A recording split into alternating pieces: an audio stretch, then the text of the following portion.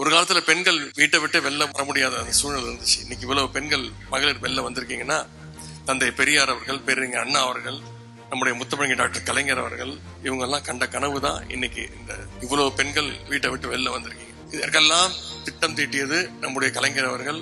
அதையெல்லாம் இன்னைக்கு செய்து காட்டுக் கொண்டிருப்பவர் நம்முடைய தலைவர் அவர்கள். அதை நீங்க நினைவில் வைத்துக் கொள்ள வேண்டும். பெண்கள் படிக்க வேண்டும், பொருளாதார ரீதியாக சுதந்திரமாக இருக்க வேண்டும், ஒவ்வொரு திட்டமா நம்முடைய தலைவர் அவர்கள் செய்து கொண்டிருக்கிறார். அதையெல்லாம் நீங்க இன்னைக்கு மக்கள்கிட்ட கொண்டு போய் சேர்க்க வேண்டிய கடமை நம்ம ஒவ்வொருத்தையும் இருக்கு.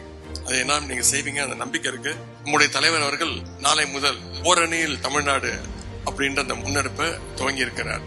ஒவ்வொரு பூத்துலயும் இருக்கக்கூடிய 30% வாக்காளர்களை நம்முடைய கழகத்துல இணைக்கணும் அப்படின்ற திட்டத்தை தீட்டி இருக்கிறார். இதையெல்லாம் செய்து முடிக்கணும் அப்படின்னா இங்க வந்திருக்கக்கூடிய நீங்க ஒவ்வொருவரும் நம்முடைய அரசினுடைய தூதுவர்களாக நீங்க செயல்பட்டு அரசினுடைய திட்டங்களை மக்கள்கிட்ட கொண்டு போய் சேர்க்கணும்.